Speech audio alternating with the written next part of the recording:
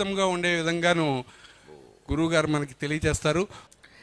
2025 సంవత్సరం ఫిబ్రవరి నెల 10వ తేదీ గుంటూరు పట్టాభిపురంలోని సత్యనారాయణ స్వామి ఆలయంలో జరుగుతూ ఉన్న భారత యుద్ధంలో భగవంతుని పాత్ర అనే 3 రోజుల ప్రవచనంలో 3వ రోజు ప్రవచనానికి చివరి భాగానికి మీకందరికీ హృదయపూర్వకంగా స్వాగతం పలుకుతున్నాం. మాతృదేవోభవ.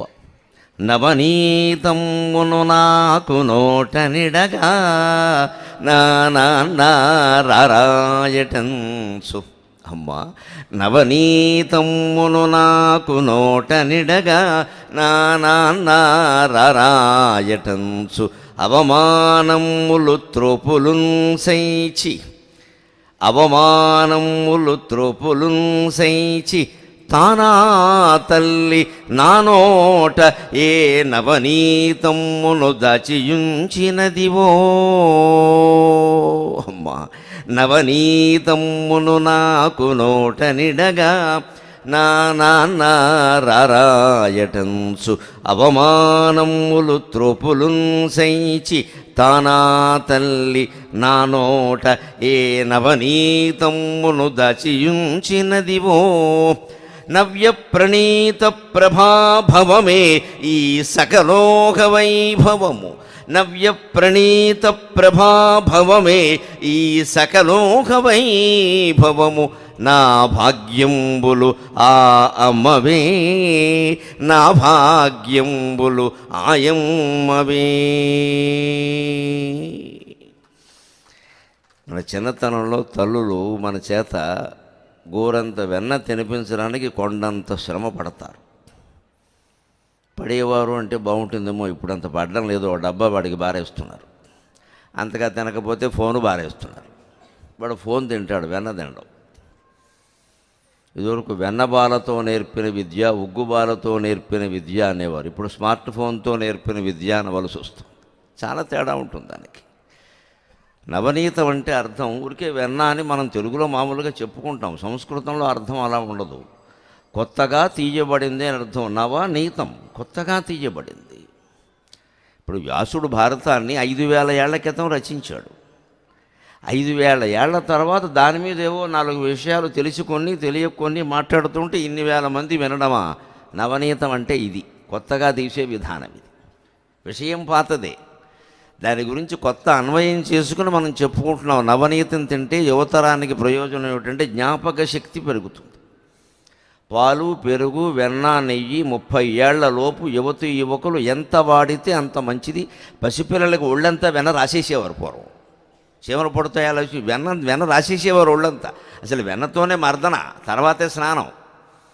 చాలా నూగుగా తయారై పిల్లలు ప్రతివాడు బాలకృష్ణుడిలాగే ఉండేవాడు.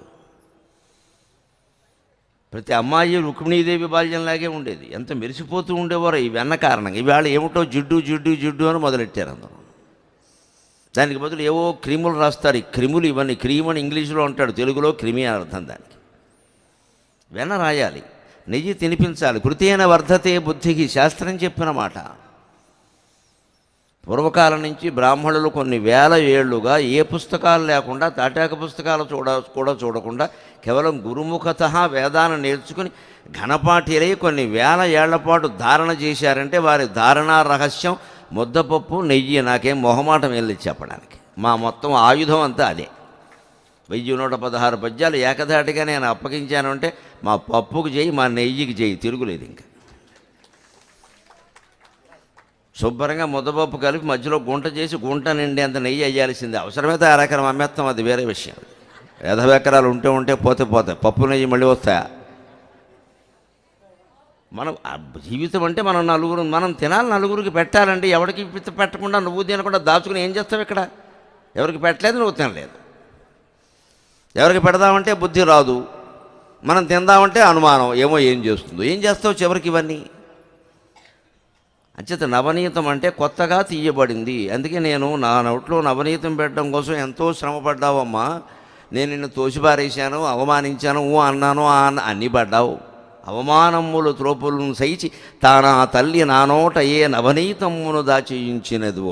ఇది నీకు భవిష్యత్తులో ఉపయోగపడుతుందా? ఇప్పుడు నీకు తెలియదు కానీ పిచ్చి కన్నా అని నా ఒక్కడికైనా మా ఇంట్లో 9 మంది సంతానం, 9 మందిని ఇలాగే పెంచింది. పైగా నేను చివరివాడిని కూడా ఇంత శ్రద్ధగా పెంచిందంటే అందరినీ ఎలా చూసిందో ఆ తల్లికి 1000 నమస్కారాలు చేసినా దోషం వెళ్ళలేదు, దానికి సరిపోదు. అక్కడికి చివరివాడిని నేను. అందరికీ ఇంత సేవ చేయడానికి ఆ తల్లులకి ఓపిక ఎక్కడొచ్చిందండి? వాళ్ళ చదువులు, వాళ్ళ ఉద్యోగాలు, వాళ్ళ స్వేచ్ఛలు, వాళ్ళ హక్కులు అవి ముఖ్యం అనుకోవాలి. కుటుంబం బాగుండాలి. ఇల్లాలు అంటే స్త్రీ అంటే కుటుంబం కోసం అంతే. అందుకే ఆ త్యాగమూర్తుల్ని ఇప్పుడు 30 ఏళ్ళుగా నేను ప్రార్థన చేస్తూ ప్రతి సభలో మొదట మాతృ ప్రార్థన లేకుండా నేను మొదలు పెట్టాను. అసలు ఇది కృతజ్ఞత. మనం అంతకంటే ఏం చేయగలం? ఉన్నంతకాలం సేవ చేసాం, వెళ్ళిపోయాక ఇంకేం చేస్తాం? దీంట్లో నవ్య ప్రణీత అన్నమాట గమనించండి. నవ, నీత, నవ్య, ప్రణీత. ఆ నవ శబ్దం నుంచి నవ్య, నీత శబ్దం నుంచి ప్రణీత. భారత భాగవతాలు, రామాయణాలు ఏవైనా అందరూ చదువుకున్నవే. ఇవాళ మనం కొత్తగా చెప్పుకునేది ఏముంది? కట్టే కొట్టే తెచ్చేయనట్టే ఉంటుంది కథ. వ్యాసుడు చెప్పినట్టే పారదేశ్యం వృధాదాస్యం పంచానాం ఏకదారత. ఏముంది ఇందులో? కానీ అది పాండవానాం అభూత్ కీర్త్యై పారాశర్యమునైర్గిర. అది పాండవుల కీర్తి సంపాదించింది. ఈ పరదేశాల్లో అడవుల పాలైపోవడం కానీ, అజ్ఞాతవాసం చేసి సేవలు చేయడం కానీ, 5గురు ఒక స్త్రీని పెళ్లి చేసుకోవడం కానీ కీర్తికారకాలు కావు, అపకీర్తికారకాలు. అపకీర్తికారకాలు కూడా పాండవులకి కీర్తికారకాలు అయ్యాయంటే అది వ్యాస భగవానుని దయ, ఆయన రచనా నైపుణ్యం, కృష్ణ పరమాత్మ దయ. మన జీవితంలో కూడా దోషాలు సైతం గుణాలుగా రూపొందాలి, మనం గుణవంతులుగా తయారవ్వాలి అంటే దోషాలు కూడా గుణాయితే అన్నట్టుగా అయిపోవాలి. మనం చేసిన పొరపాటు కూడా మనకు కలిసి రావాలి అంటే భగవత్ కటాక్షం ఒక్కటే దిక్కు, రెండో మాట లేదు ఇక్కడ. ఓం నమో భగవతే వాసుదేవాయ. ఆయన చూసుకుంటాడు. స్వామి ఏదో పొరపాటు చేశాను, అయిపోయింది, దాన్ని నేను భరించలేనయ్యా. డెబ్బా నువ్వు చేసింది పొరపాటు కదరా, నువ్వు చేసిందే రైటు అంటాడు ఆయన. అలా మార్చేస్తాడు. చిత్రమైన మొత్తం రీల్ తిప్పినట్టే, సినిమా డైరెక్టర్ రీల్ తిప్పినట్టే తిప్పేస్తాడు. ఆ పరిణామాలు మనకు అనుకూలంగా మారిపోయి ఆయన తప్పు చేయబట్టే కదండి ఇంతవాడు అయ్యాడు అంటారు, అంతే. అప్పుడు తప్పు ఏమైంది? ఒప్పు అయింది. అంటే తప్పు కూడా ఒప్పుగా చేయగలిగిన వాడు ఒప్పును ఒప్పుగా చెయ్యడా? ఈ అధైర్యం దేనికి? అది ఈవేళ కథలో ప్రధానంగా చూస్తాం. 2 మహావీరుల మధ్యలో ఒకే పరిణామం జరిగింది. త్వరలో ఇప్పుడు చూస్తారు మీరు ఒక అరగంటలో. 2 మహావీరుల మధ్యలో ఒకే పరిణామం జరిగింది. ఒకరికి ఆ పరిణామం వరమైంది, ఒకరికి ఆ పరిణామం శాపమైంది. తేడా ఏమిటంటే కృష్ణ పరమాత్మ కటాక్షంలో తేడా. కటాక్షంలో తేడా ఉండదు, వీరి బుద్ధిలో తేడా. అంతకంటే కటాక్షం అందరికీ ఒకటి. ఆయనకేం పక్షపాతాలు ఉండవు. భాగవంతుడు పాండవ పక్షపాతి, ఈ పొరపాటు మాటలు ఇవన్నీ ధర్మపక్షపాతి. ఆయన పాండవులు కౌరవులు ఆయనకు అనవసరం. వాడు సూర్యపుత్రుడా ఇంద్రపుత్రుడా ఈ వంశాలు వారసత్వాలు ఆయనకు అవసరం లేదు. ధర్మపక్షపాతి అంతే. 2 వీరుల మధ్యలో ఒకే పరిణామం జరిగింది. ఒక పరిణామమే లోకంలో ప్రసిద్ధమైంది. రెండోది నేను ఇప్పుడు చెబుతా. జరిగిన ఒకరికి అది వరమైంది ఆ పరిణామం, ఒకరికి శాపమైంది. ఒకటే తేడా, భక్తి ఉంది భక్తి లేదు, అంతే తేడా. అమ్మవారు భక్తి ప్రియా, భక్తి గమ్య, భక్తి వశ్యాభయాపక. భక్తి అంటే ఆవిడకి ఇష్టం, భక్తికే ఆవిడ లొంగుతుంది, భక్తికి వశురాలవుతుంది. దాంతో మనకుండే భయాలన్నీ పోగొడుతుంది. భక్తుడిగా భయం ఏమిటండి? భక్తుడు భయపడుతున్నాడంటే వాడు భక్తుడైనా కాకుండా ఉండాలి ఖచ్చితంగా. భక్తుడైతే భయపడాల్సిన అవసరం లేదు, భగవంతుడు వదిలేస్తాం కదా. అలాగ నవ్యప్రణీత ప్రభాభవమే ఈ సకలోక వైభవము, నా భాగ్యంబుల అమ్మవే, నా తల్లికి నమస్కారం చేస్తున్నాం మనం. ఇంకొక విశేషం, రేపు సాయంత్రం ఇక్కడ విశేషంగా రమా సత్యనారాయణ స్వామి యొక్క కళ్యాణం జరగబోతుందని కార్యకర్తలు నాకు తెలియజేశారు. నాకు అంత అదృష్టం లేదు దాన్ని చూడడానికి. మా శ్రీమతి శారద చాలా కలలు కంటుంది, కళ్యాణం చూద్దాం అంటే రేపు పొద్దున్నైనా కొంచెం ఉండేవాళ్ళం. కానీ మనకు రోజు ఓ చోట వాయింపు, ఏం చేద్దాం, మళ్ళీ రేపు హైదరాబాద్ వెళ్ళాలి, ఎల్లుండి అక్కడేదో ప్రసంగం ఉంది, మళ్ళీ కాలేజీలు, ఇంజనీరింగ్ కాలేజీలు అవి చూసుకోవాలి, ఇవన్నీ ఉన్నాయి. అందుకని మేము రేపు బయలుదేరుతున్నాం. కానీ మీరందరూ కూడా ఎలాగో ఇతోధిక సంఖ్యలో 5000 సంఖ్య పైన వస్తారండి అని చెప్పారు. కానీ విశేషంగా కళ్యాణాన్ని చూడండి. రమా సత్యనారాయణ స్వామి కళ్యాణం లక్ష్మీనారాయణుల కళ్యాణంతో సమానం. విశేషంగా దర్శించండి. అక్కడ కళ్యాణం జరుగుతుంటే దంపతులు ఏం భావించాలంటే మనమే ఆ పీటల మీద ఉన్నామని భావించాలి. అందులో స్త్రీ రమాదేవి, పురుషుడు సత్యనారాయణ స్వామి. మనల్ని మనం దేవుడిగా భావించుకోగా దేవుడు అవుతాం. దాన్ని భ్రమరకీటన్యాయం అంటారు. తుమ్మెద ఏదో పురుగును పట్టుకొచ్చి అక్కడ పెడుతుందట, అది దాని కీటకం. దాని చుట్టూ ఊరికే తిరుగుతూ జమ్ అని చేస్తే ఆ కీటకం ఇది ఏమీ పాలియ్యాల్సిన అవసరం లేకుండా, పోషక పదార్థాలు ఇవ్వాల్సిన అవసరం లేకుండా, అమూల్ స్ప్రే ఏమీ లేకుండా ఆ కీటకం అద్భుతంగా తుమ్మెదగా మారిపోతుంది. ఎందుకంటే అస్తమాను ఈ భ్రమరం అక్కడ చేరి జంకారం చేసేసరికి అది తుమ్మెద అయిపోయింది. అది అంచేత అస్తమానం అదే ధ్వనిని మనల్ని వినడం వల్ల అదే మనం అవుతాం. తత్వమసి అహం బ్రహ్మాస్మి. అంతే. రమా సత్యనారాయణ స్వామి కళ్యాణం చూస్తూ ఉంటే ఏదో ఎవరిదో అనుకోకూడదు, మనదే. మన దంపతులను కూర్చొని చేస్తున్నాం అంటే మనదే. వారి బదులు మిమ్మల్ని కూర్చోబెట్టారు, మీరే రమ, మీ వారు సత్యనారాయణ స్వామి. అంచేత ఈయన అందులో కూడా సత్య అంటే సత్యం కదా ముఖ్యమైంది. రమ అంటే లక్ష్మి. సత్యం ఉన్న చోటే లక్ష్మి ఉంటుంది, సత్యం లేని చోట లక్ష్మి ఉండదు. అసత్యాలాడి సంపాదిస్తే కొద్ది కాలం ఉంటుంది, తర్వాత పోతుంది. అధర్మోపి నరో వర్ధతే అంటాడు వ్యాసుడే చెబుతాడు కదా. నరోప్యధర్మేణ వర్ధతే. అధర్మంతో ఉన్నవాడు కూడా వృద్ధి చెందుతాడయ్యా, వాడిని చూసి కంగారు పడిపోకండి మీరు. అంతేకాదు తత సపత్నాంజయతి తతో భద్రాణి పశ్యతి. చాలా శుభకార్యాలు కూడా వాడి ఇంట్లో జరుగుతూ ఉంటాయి. వీడి ఇంత ఎదిగిపోతున్నాడు అనుకుంటారు, మీరు కంగారు పడకండి. తత సపత్నాంజయతి, అతను శత్రువులను కూడా జయిస్తాడు, అధికారాలు అనుభవిస్తాడు, అన్నీ జరుగుతాయి. కానీ ఇవన్నీ అయ్యాక వాడు నాకు ఇంకా తిరుగులేదు అన్నాక సమూలస్తు వినశ్యతి, మొత్తం మూలం తగ్గొట్టేస్తాడు భగవంతుడు అన్నాడు. అంతవరకు తెచ్చుకోవాలా మనం. వాడికి పెద్ద స్థాయిలో ఈ వైదిక మించి పడితే తగిలే దెబ్బ వేరు, 5 అంతస్తుల మేడ మించి పడితే తగిలే దెబ్బ వేరు. అక్రమంగా అధర్మంగా సంపాదిస్తే భగవంతుడు దెబ్బ అప్పుడు కొడతాడు. సంపాదించనిచ్చి బాగా పైకి లేపి అప్పుడు పైనుంచి కింద పడేస్తాడు. మళ్ళీ సొన్నల్లోకి ఎముకలు ఉండవు ఇక్కడ. అంతవరకు తెచ్చుకోవాలా. ఈ వేదిక మించి పడేటప్పుడే జాగ్రత్తగా ఉండాలి. అందుకని అధర్మానికి పాల్పడకూడదు ఎట్టి పరిస్థితులు. మనం సంపాదించిన ప్రతి రూపాయి పాలసముద్రంలో పుట్టాలి. ఎందుకంటే లక్ష్మీదేవి పాలసముద్రంలో పుట్టింది, పాపాల సముద్రంలో పుట్టలేదు ఆవిడ. స్వచ్ఛంగా ప్రతి రూపాయి మనం కష్టపడి సంపాదిస్తున్నామా లేదా అనుకోవాలి అంతే. అలా ఉన్నప్పుడు ఆ రూపాయలను కాపాడే విధానం భగవంతుడు చూసుకుంటాడు. ఆ రకంగా భగవంతుడిని నమ్ముకుంటే ఎటువంటి సంక్షోభం నుంచైనా బయటపడతామో ఇప్పుడు కర్ణపర్వంలో ఒక ప్రధానమైన ఘట్టం ద్వారా మనం తెలుసుకునేటువంటి ప్రయత్నం చేద్దాం. 17వ రోజు మధ్యాహ్నం 3 గంటల సమయం అయింది. అర్జునుడు, బావా ఇంకా కర్ణుడిని కడతీర్చాలి, సమయం అవసరమైందంటే, బావా నేను అదే అనుకుంటున్నాను అన్నాడు. నీ సంకల్పం అదే అయితే వేరే ఎందుకు జరుగుతుందో అక్కడికి పోని అన్నాడు.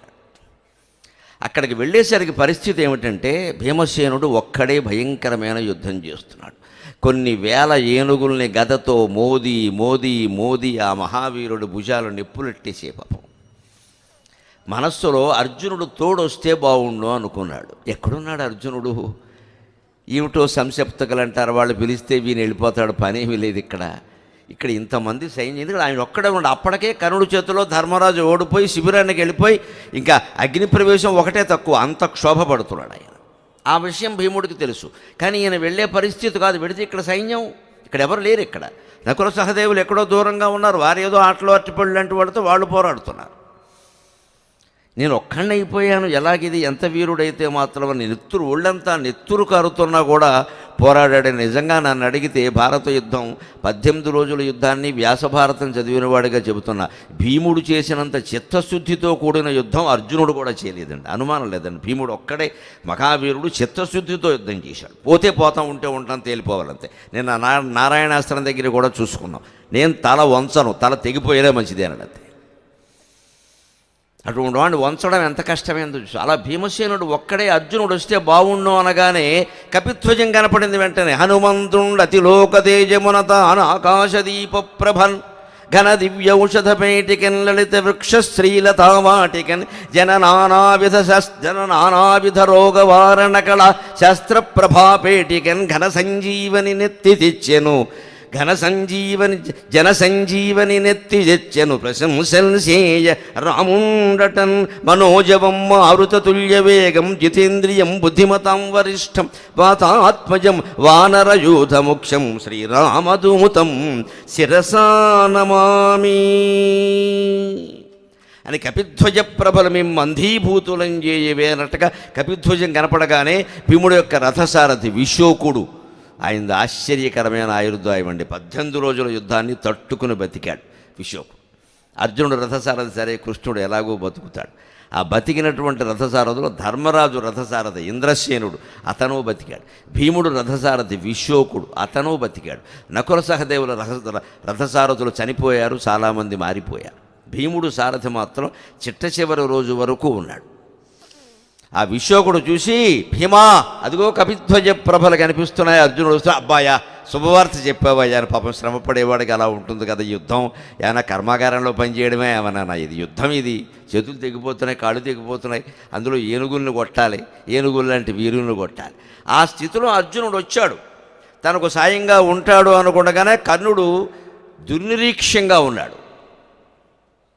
భీముడు అంతకు ముందు రోజు 15వ రోజు, 16వ రోజు, 14వ రోజు 4-5 సార్లు కర్ణుడిని ఓడించాడు, సందేహమేం లేదు అందులో. కర్ణుడు పారిపోయాడు విజయవంతంగా. ఏమీ ఊరికే గొప్పలు చెప్పద్దు ఇక్కడ, భారతం చదివి మాట్లాడండి. 4-5 సార్లు భీముడు చేతుల్లో పారిపోయాడు.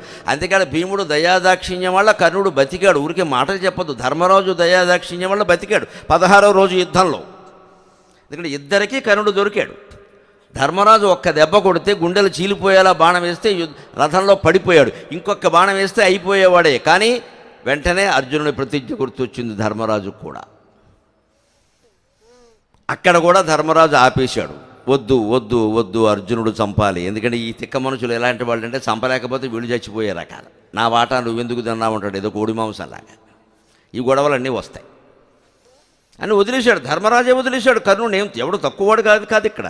గ్రంథాలు చదవకుండా ఊరికి సినిమాలు తీసుకుంటే మనం ఏం చేయలేము ఇక్కడ. వ్యాసభారతం చదివితే అర్థమవుతుంది.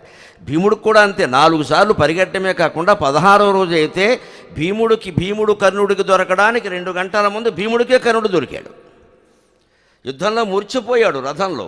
రథ కూబరం అంటారు, పైన కొప్పులా ఉంటుంది, ఆ కొప్పు కింద ఖాళీ స్థలం ఉంటుంది. భీముడు ఎక్కడ వచ్చి చంపేస్తాడో రథం మీదకి వచ్చి ఆ కొప్పు కింద ఖాళీలోకి వెళ్ళి దాక్కున్నాడు. అది కర్ణుల వారి పరాక్రమం. పైకెళ్ళి దాక్కున్నవాడు వెతుక్కుంటూ ఈయన వెళ్ళాడు. 17వ రోజు ఉదయం శల్య సారథ్యం నన్ను చెప్పుకున్నాం కదా, శల్య సారథ్యం ఒప్పుకున్నాక 17వ రోజు ఉదయం దొరికాడు. వెళ్ళాడు, చంపేద్దామని వెళ్ళాడు. ఎందుకు వెళ్ళాడు? మామూలుగా వెళ్ళా, గద పట్టుకుని వెళ్ళా, సురకత్తి తీసుకున్నాడు. ఎందుకంటే ఏమన్నావు నువ్వు ద్రౌపదిని, 5 మొగుళ్ళు నీకు బతుకున్నారు, వాళ్ళు నిన్ను కాపాడలేకపోయారు, 6వ మొగుళ్ళు చేసుకోమంటావా? ఏ నాలుకతో అన్నావురా, ఆ నాలుగు కోసేస్తా అని వెళ్ళాడు. అని రథం మీదకి దూకి జుట్టు పట్టుకుని కోబరం నుంచి కిందికి దించబోతూ ఉంటే మూర్ఛపోయాడు. అప్పటికి శల్యుడు చెప్పాడు, భీమా నువ్వు నాకు మేనల్లుడివి, వాడికి నేను సారథిని, ఒక్క మాట విను. మూర్ఛపోయిన వాడి 4 కోశావంటే నెత్తురు స్రవిస్తుంది, వెంటనే చచ్చిపోతాడు. మీ అర్జునుని ప్రతిజ్ఞ ఏమవుతుందో ఆలోచించు. అర్జునేన ప్రతిజ్ఞాతం హి, గుర్తు చేసుకోవయ్యా. మళ్ళీ అర్జునుడు తిక్క మాట మాట్లాడతాడు. నీకు కావలసిన 100 మందిని ఆయన నీకే ఇచ్చాడు, కానీ ఆయన చంపలేదు కదా. ఆయన వాటా కర్ణుడిని నువ్వు చంపితే ఎలాగంటే దయదలిచి భీముడు చాక్ అక్కడ పారేసిపోయాడండి. అది భీముడు పరాక్రమం. ఏం మాట్లాడతారు గ్రంథాలు చదవకుండా. దొరికాడు. కానీ ఆశ్చర్యం ఏంటంటే యుద్ధాల్లో ఎన్నికల్లాగే జయాపజయాలు ఎలా ఉంటాయంటే ఇటు అవుతాయి అటు అవుతాయి, ఎవరు చెప్పలేరండి. యుద్ధాలు కూడా అంతే. మహా గొప్ప వీరుడు ఎప్పుడు ఎన్నికల్లో ఓడిపోలేదన్నాడు. చిన్నవాడు చేతుల్లో ఓడిపోతాడు, ఒక చిన్నవాడు పెద్దవాడిని ఓడిస్తాడు. రకరకాలు ఇక్కడ యుద్ధాల్లో జయాపజయాలంతే. దురదృష్టం ఏంటంటే పొద్దున్న కర్ణుడు నాలుకను కొయ్యకుండా వదిలేసిన పాపానికి ఇంకో గంటకి భీముడు ఆయనకు దొరికాడు. అక్కడ ఈయన మూర్ఛపోయాడు. పరిస్థితి అలాగే ఉంటుంది. ఇంటి కొప్పు పెట్టి ఒక పోటు పొడిచి తిండిపోతా వెంటికి వెళ్ళి వంట చేసుకుని తిండిదనరా, నీకు యుద్ధం ఎందుకు అన్నాడు. లేవలేకపోయాడు భీముడు, కొట్టలేకపోయాడు. ఇది యుద్ధ పరిణామాలు. చదివి మాట్లాడాలి. మనం ఏదో ఒకరిని హీరోలని ఒకరిని జీరోలని చేసేయకూడదు. భారతంలో వ్యాసుడు కృష్ణుడు సహా ఎవరిని హీరోలని చేయలేదు. ఆయన స్పష్టంగా చెప్పింది ఏమంటే, యదిహాస్తి తన్యత్ర ఎన్నేహాస్తి న కుత్రచితు ధర్మే చ అర్థే చ కామే చ మోక్షే చ భరతర్షభ. ధర్మం విషయంలో, అర్థం విషయంలో, కామ పురుషార్థం విషయంలో, మోక్షం విషయంలో ఏదైనా సరే లోకంలో ఏది ఉందో అదంతా భారతంలో ఉంది. భారతంలో లేనిది లోకంలో కూడా లేదు. అంచేత భారతం చదివితే లోకజ్ఞానం మొత్తం వస్తుంది. లోకంలో ఉన్నదంతా భారతంలో ఉందంటే అర్థం లోకంలో ఉన్న మంచి ఉంది, లోకంలో ఉండే కుళ్ళు కూడా ఉంది. ఇక్కడ నువ్వు చదువుకో, నువ్వేమిటో ఆలోచించుకో. అంతేగా నువ్వు ఇలా ఉండు అలా ఉండద్దు అని చెప్పలేదండి వ్యాసుడు. ఇక్కడ రామాయణానికి భారతానికి అదే. రామవద్ వర్తితవ్యం రావణవద్ నవర్తితవ్యం. రాముళ్ళా ఉండండి, రావణుళ్ళా ఉండకండి, సీతలా ఉండండి, శూర్పణఖలా ఉండకండి అని వాల్మీకి స్పష్టంగా చెప్పాడు. వ్యాసుడు ఎక్కడా ద్రౌపదిలా ఉండండి, భీముడిలా ఉండండి, కృష్ణుడిలా ఏం చెప్పలేదు. మీరు ఎలా ఉండాలో మీరు నిర్ణయించుకోండి, నేనేమండి చెప్పడానికి. ఇదిగో భారతం మీకు తెరిచిన పుస్తకంలా మీ ముందు పెట్టా. మనుషుల రాగద్వేషాలు ఎలా ఉంటాయి, ఒక క్షణం ఓడిపోతారు, ఒక క్షణం గెలుస్తారు, ఒక క్షణం కక్ష వహిస్తారు, ఒక క్షణం వాళ్ళే రక్షణ చేస్తారు. ఒకే పరిణామం ఇద్దరి మధ్య జరుగుతుంది. ఒకరికి వరం అవుతుంది, ఒకరికి శాపం అవుతుంది. మీ జీవితంలో ఈ ఘట్టం ఎక్కడ వర్తిస్తుందో మీరే అన్వయించుకోండి, నేనేం చెప్పను అన్నాడు. అది వ్యాస మహర్షి యొక్క రచన. అందుకే భారతం ఇంతకాలం నిలబడింది. Only one reason, it is our life, nothing but our life. మన జీవితం కాబట్టి నిలబడింది. అందుకే భారతం మన నిత్య జీవితం, రామాయణం మనకి ఆదర్శ జీవితం, భాగవతం దివ్య జీవితం, అది వేదాంతమకరందం, అది దివ్య జీవితం. దానికి లోకంతో సంబంధం లేదు, లోకేశ్వరుడితో తప్ప లోకంలో సంబంధం లేదు. భాగవతంలో ఏ కథ అర్థం కావాలన్నా ఉపనిషత్తులు చదవాల్సిందే, శంకరాచార్య అద్వైతం చదవాల్సిందే, లేకపోతే ఒక మొక్క తెలియదు. అవన్నీ ఊరికే స్టోరీలు అనుకుంటే పొరపాటు. ఇట్స్ నాట్ స్టోరీ, అది నీకు ఫిలాసఫీ అర్థం చేయడానికి చెప్పిన కథ, తత్వం కోసం చెప్పిన కథ. అంచేత భారతం మన నిత్య జీవితం. ఇందులో ఉండే గొడవలని, ఇందులో రామాయణం ఆదర్శ జీవితం. నిత్య జీవితం కొట్లాట్లో మామూలేనయ్యా, ఇలా ఆదర్శంగా ఉండవయ్యా, రాముడిలాగా, విభీషణుడిలాగా, సీతాదేవిలాగా, ఆంజనేయుడిలాగా, లక్ష్మణుడిలాగా, భరతుడిలాగా ఎన్ని ఆదర్శ పాత్రలు ఉన్నాయి రామాయణంలో. మనం వేలెట్టి చూపించలేని పాత్రలు ఎన్ని ఉన్నాయండి. ఇలా ఉండండి అని రామాయణం మనకు ఆదర్శ జీవితంగా ఉంటుంది. భారతం నిత్య జీవితం, రామాయణం ఆదర్శ జీవితం, మోడల్ లైఫ్. భాగవతం దివ్య జీవితం, ఆధ్యాత్మిక జీవితం కావాలంటే భాగవతం చదవాల్సింది. అందుకే ముందు భారతం చదవాలి, తర్వాత రామాయణం చదవాలి, చివరగా భాగవతం చదవాలి. ఇంకేం చదవక్కర్లేదు, జపం చేసుకోవచ్చు. భాగవతం చదివాక అర్థమైతే ఇంకేం చదవక్కర్లా, జపం చేసుకోవచ్చు. ఇక నువ్వు చదవాల్సింది లేదు. మళ్ళీ ఇవన్నీ ఏవో చదివితే చికాకు వస్తుంది. అది దివ్య జీవనం. అది ఆ దివ్య జీవితానికి ఆటంకాలు ఎలా ఉంటాయంటే, 17వ రోజు యుద్ధం మొదట్లో ఇలా భీముడికి దొరికిన వాడు వదిలేశాడు. తర్వాత భీముడికి దొరికాడు. 2:30 గంటల వేళ ధర్మరాజు దొరికాడు, ఆయన అవమానించాడు, పంపించాడు. ఇక్కడికి వచ్చాక భీముడికి ఆ మాట తెలిసిన ఆయన యుద్ధరంగం నుంచి కదల్లా. కానీ అర్జునుడికి తెలిసాక ఉండలేకపోయాడు. ధర్మరాజు కొంచెం అదో రకం మనిషి అయ్యా, ఆయనకు అవమానం జరిగితే ఆయనకంటే ఎక్కువ నేను తట్టుకోలేనయ్యా. ధర్మరాజు మా అన్నగారు, మా పెద్దన్నగారు, ఆయన నేను కాపాడుకోవాలయ్యా. నేను లేకపోవడం వల్ల అది జరిగింది, ఆయనకి నేను దగ్గరుంటే ఇది జరుగుతుందా? అందుకని కృష్ణ ఏమనుకోవద్దు, కర్ణుడిని చూస్తే మధ్యాహ్న సూర్యుల్లా దుర్నిరీక్షంగా వెలుగొందుతున్నాడు. ఇప్పుడు అతన్ని జయించడం కూడా కష్టమేనయ్యా. కాస్త అలసట పడేలా చేస్తే మనం ఈ లోపు ధర్మరాజుని పలకరించి రావచ్చేమో అన్నాడు. కృష్ణుడు కూడా అంతే, నువ్వు అన్నది బాగుంది, పరాక్రమహీనత వల్ల కాదు, ప్రతి వీరుణ్ణి అలిసిపోయేలా చెయ్యాలి, వీలైనంత ఉక్కిరి బిక్కిరి చెయ్యాలి. అప్పుడు దెబ్బ కొడితే మళ్ళీ లేవడం.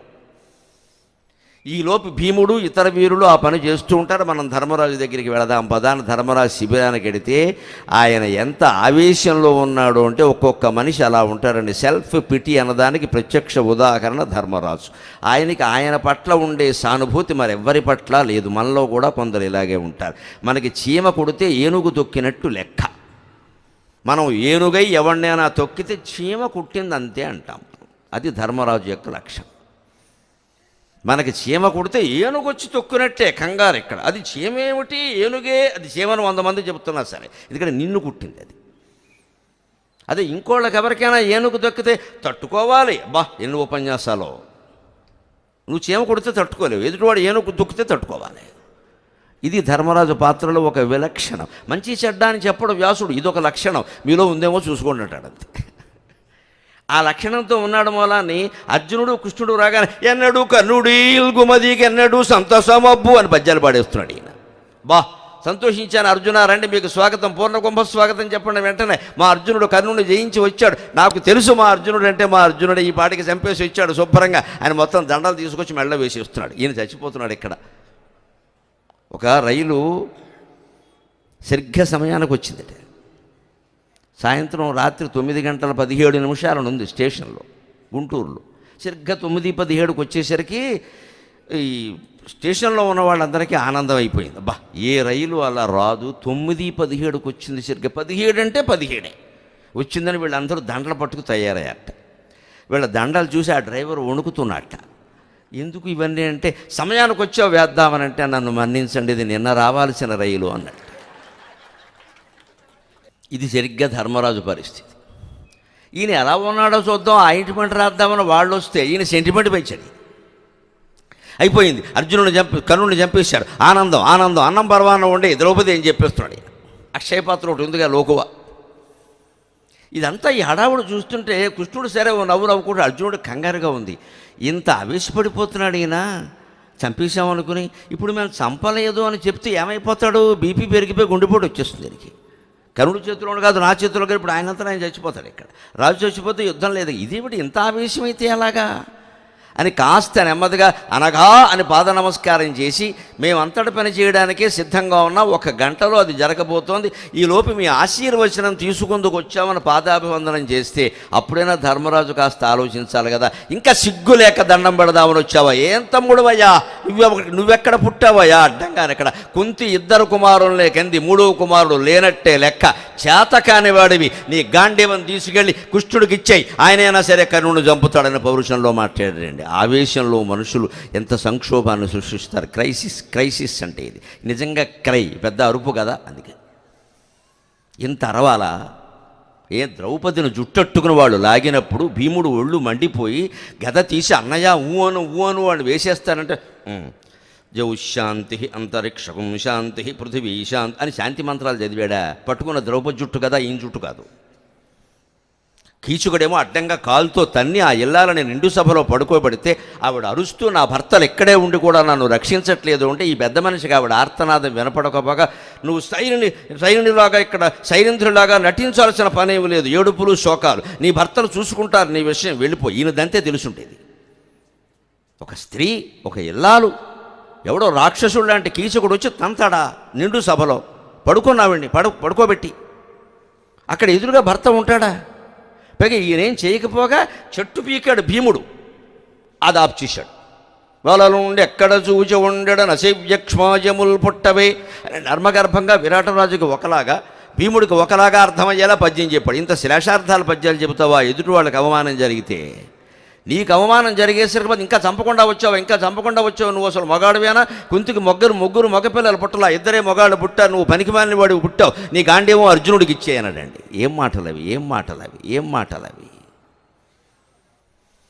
ఈ సంక్షోభాన్ని శాంతంగా ప్రశాంతంగా పరమాత్మ నిరోధించాడు. అది భగవంతుడు పాత్ర. ధర్మరాజా, ఎవరితో మాట్లాడుతున్నావు? ఏమిటి ఆవేశాలు? ఎందుకు వచ్చాం మేము? నువ్వేం చేస్తున్నావు? అలాగే కొంటి మేము 16 దినంబుల నుండి శత్రు దౌర్బలమున చేసి. తిరుపతి వెంకట కవుల పద్యం కురుక్షేత్రం నాటకంలో, మీరు అదృష్టవంతులు. అలయిక గొంటి మేము 16 దినంబుల నుండి శత్రు దౌర్బలమున చేసి కర్ణుడొక పట్టున నిన్నలయించినంతనే కళవళపాటుతో ఒరుల కష్ట సుఖంబులు గంచవైతి నేడు.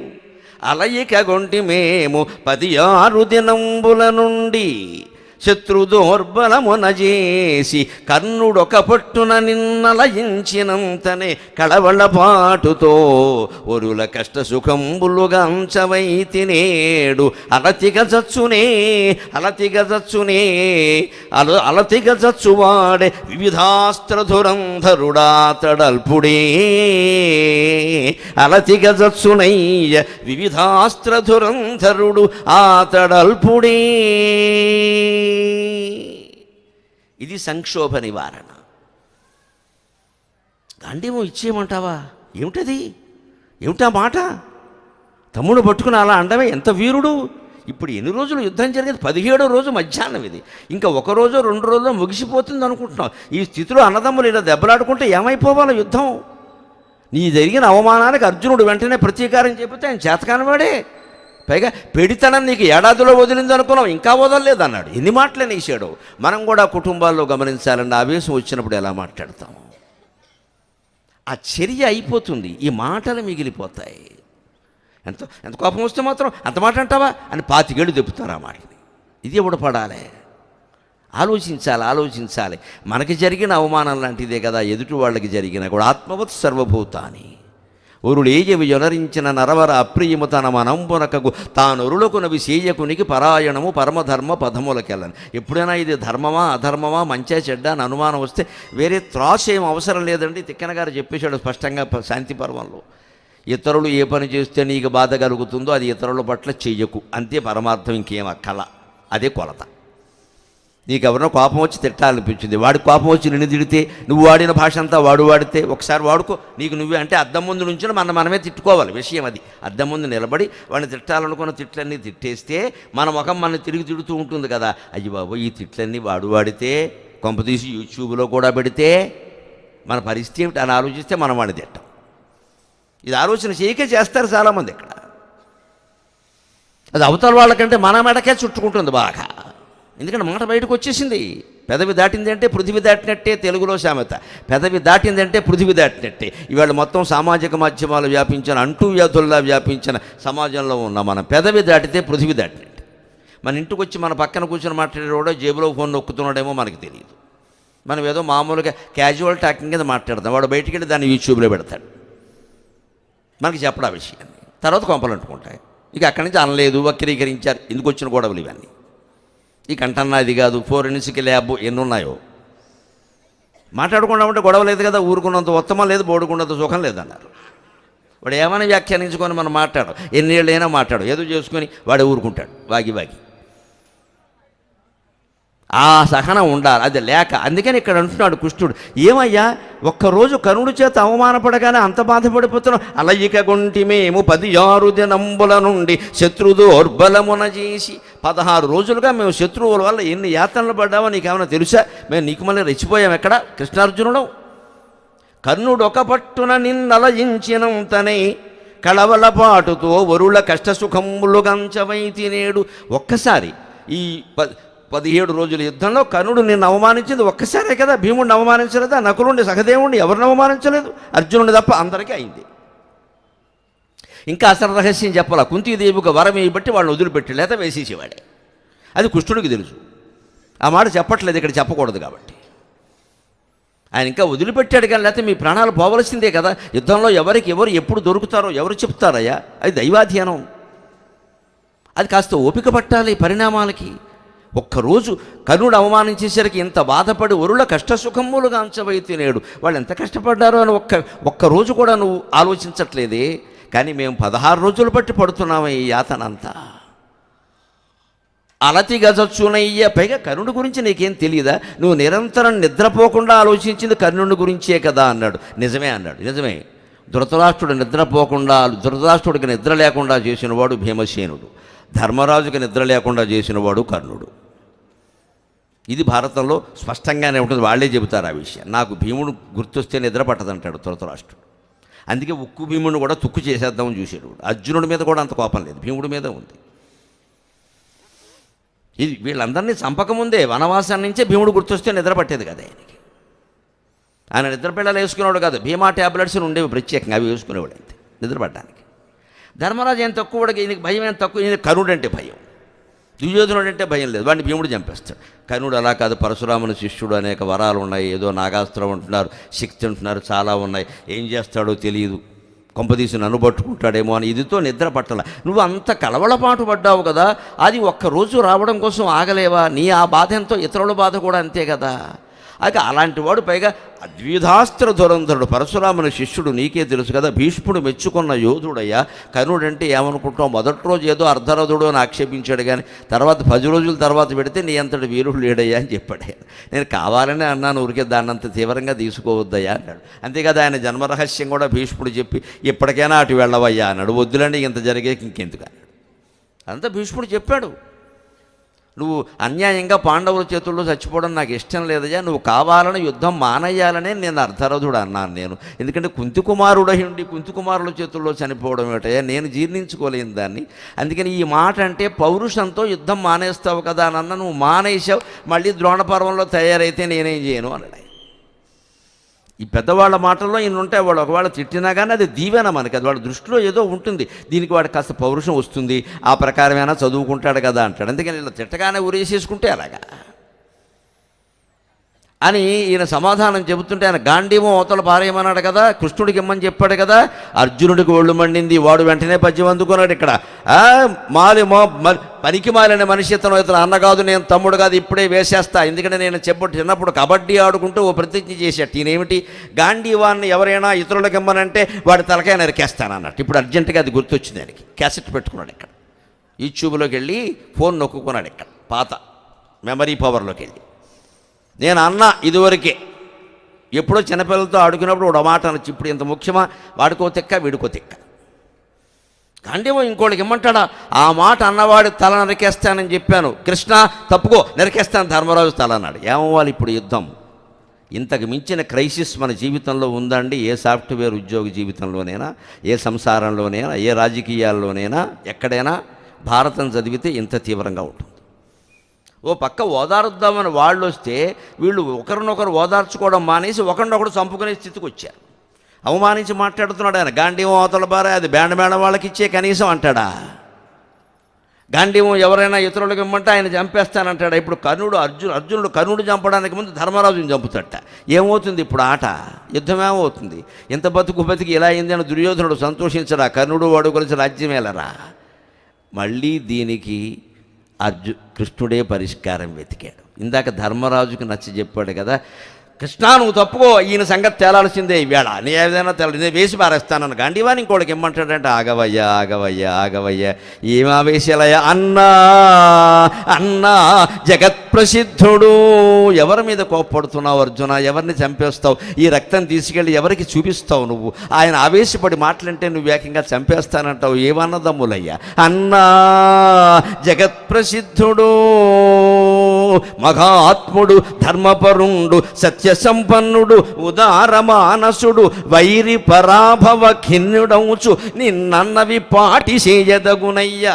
అన్నా జగత్ప్రసిద్ధుడు, మహాత్ముడు, ధర్మపరుండు, సత్యసంపన్నుడు, ఉదారమానసుడు, వైరి పరాభవ ఖిన్నుడౌచు, నిన్నన్నవి పాటి చేయదగునయ్యా. ప్రతిజ్ఞ విరోధి మీదగాక ఎన్నగ అన్నదమ్ములపై నెరవేర్తురటయ్య పల్గుణ. ఇది సంక్షోభ నివారణ. ఇంట్లో పెద్దలు, మేనమామలు, పినతండ్రులు, మేనత్తలు, తోడికోడళ్ళు చేయవలసింది ఇది. మా ఇంట్లో పెద్దవాళ్ళు ఉంటే అమ్మమ్మలు, నాయనమ్మలు చేయవలసింది ఇది. ఒరే ఎందుకురా అంత ఆవేశపడతారు, వాడు నీ తమ్ముడే కదరా.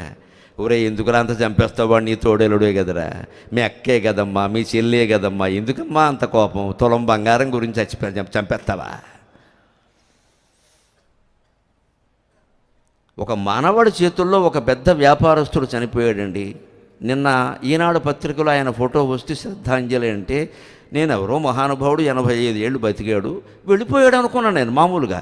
ఈవేళ పేపర్ చూస్తే 29 ఏళ్ల మనవడు ఆయన 70 కత్తిపోట్లు పొడిచాడు. నేను ఒక్కసారి ఈ వార్త ఆ ఫోటో దగ్గర పెట్టుకుని మళ్ళీ చూశా. లోపల హృదయం స్పందించాలి కదా, నేను కవిని, ఇదేమిటిది? నేను పేపర్ చూసాం, ఈయన గురించి పేపర్లో పెద్ద మొత్తం మొదటి పేజీ అంతా పెద్ద ఫోటో, కొన్ని లక్షలు వేస్తే కానీ అది ఇవ్వరు. అది చూసి మామూలుగా వెళ్ళిపోయాడు పెద్ద ఆయన కదా. పైగా 1939 2025 వేశారు. 85 ఏళ్ళు బతికాడు, ఇంకేమిటి? అదొక 61 ఏళ్ళు 86 ఏళ్ళు పెద్ద ఆయన వెళ్ళిపోయాడు అనుకున్న మామూలుగాను. ఇవాళ పత్రికలో ఆయన పేరు వచ్చి మనవడు పొడిచాడని వచ్చింది. ఎందుకంటే ఆస్తి ముగ్గురు కూతుళ్ళు కొడుకు ఉన్నట్ట, మిగిలిన మనవాళ్ళకి ఇచ్చింది ఏదో ఈయనకి ఇవ్వలేదు. ఈయన అమెరికాలో చదువుకుని వచ్చాట, ఇందుగా చదువుకోవడం ఇక్కడ. అడ్డొచ్చింది అతని తల్లి, ఆవిడ పొడిచేశాడు 10 పోట్లు. ఈ ముసలాయన 70 పోట్లు పొడిచాడు, ఒక్క మేడ మీదే 16 పొడిచాడు. ఏం లోకంలో ఉన్నాం? ఈ లోకానికి భారతం ఎంత అవసరం.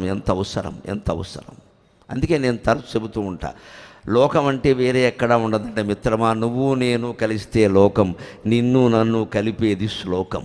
అది గుర్తుపెట్టుకోవాలి. నువ్వు నేను కలిపితే లోకం, ఇంకెక్కడా లోకం. ఇక్కడ ఇన్ని వేల మంది ఉన్నారు, ఇది లోకం కాదు, ఇది అనిపించుమా లోకమా? ఇంతమందిలో మార్పు వస్తే సరిపోదండి.